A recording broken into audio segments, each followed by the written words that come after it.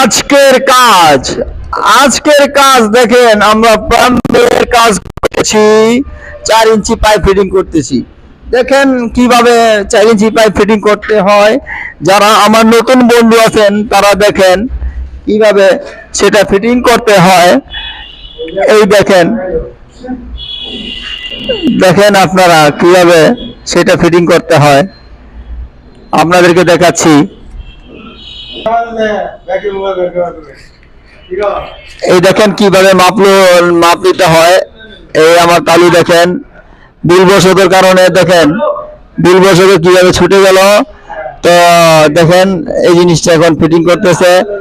এই হচ্ছে আমার 4 ইঞ্চি পাইপ ফিটিং। দেখেন কিভাবে করতে হয়। এই যে আমার তালু এখন ফিটিংটা ফিটিং করে দিলেন। এই যে পকেট করে লাগিয়ে দিলেন, এখন হয়ে গেল।